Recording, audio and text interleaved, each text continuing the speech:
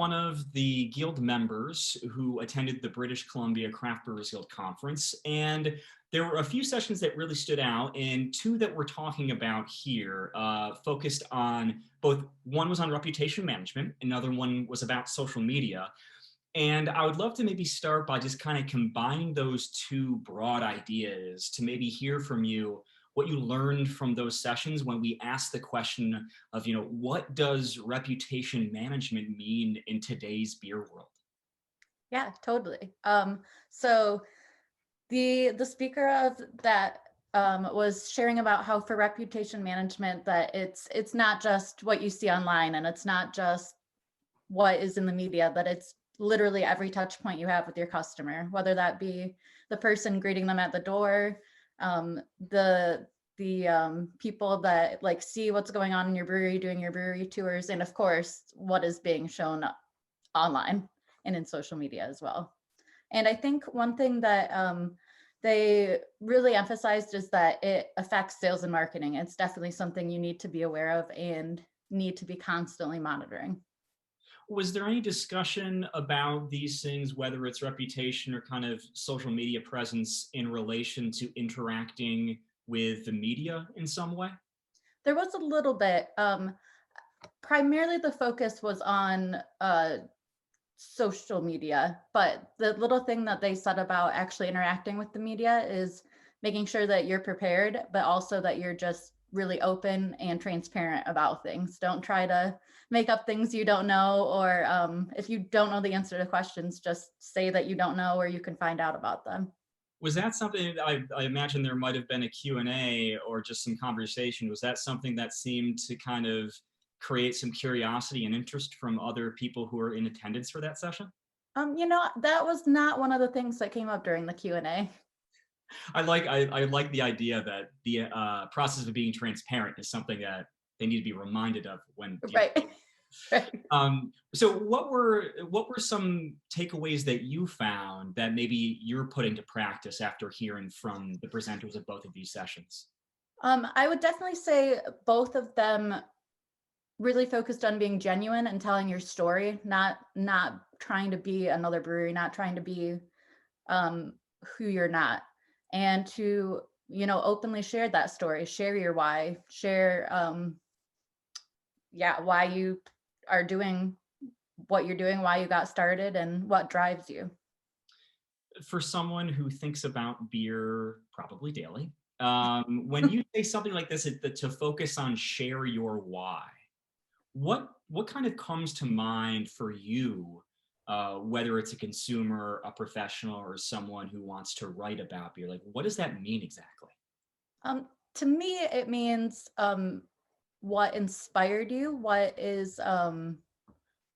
still drives you. For example, maybe it's you have always wanted to create like really high quality German beer, and that is like one of your goals, and maybe there's a reason why that is something that you wanted to do, whether it be something that you tried when you were younger or you traveled to Germany, and just yeah, sharing why you were inspired. Yeah.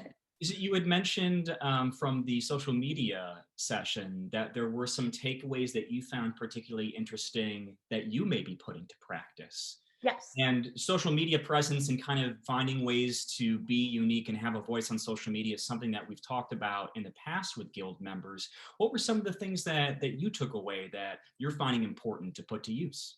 Well, let's see. I wrote these down because I definitely want to put them to use. Give me one moment. Um, Definitely, this was a reminder. It's something that I do, but to monitor your brand online and make sure that you are being aware of all social channels that are happening, even if they don't seem like the popular ones or what seems hip with the kids right now, but just to socially listen is what they kept referring to it as. And that just meant following your hashtags, watching what's happening or being checked in your location, as well as just also being aware of what other brands are doing and what your competition is doing on social media as well. Let's see what else. I'd love to ask you about that too, socially listening, because it sounds like the flip side of that too is something that like we who cover the industry, talk to people in the industry too. This idea of socially listening could be as simple as setting up regular searches so that, if I'm thinking about a story, there are going to be things popping up on whatever it might be, say Twitter, for example. Right. Yep, that was another thing they talked about, setting up the Google alerts for certain topics. And of course, like your brand, whether it be the actual name of the brewery, the name of your specific beers, or even like the hometown that you're located in, I think is a good thing to have a finger on the pulse of. Was there anything else from these sessions that stood out to you? Social media one in particular, perhaps? I would say that it was cool that they gave us 5 action items to take away. Like, I think they called it 5 things you can do today. And I really appreciated that, because sometimes I feel like I go to seminars and it's all big picture, and that's really great. But to actually have something to take away from it was cool. So let's Um, close with that call to action. What are the 5 things? so the first one we just talked about was monitoring your brand online. The second is creating positive content. Be really focused on the positive things, not just and intentional with it, not just post whatever comes to mind or whatever is in front of you, but being really intentional with that positive content.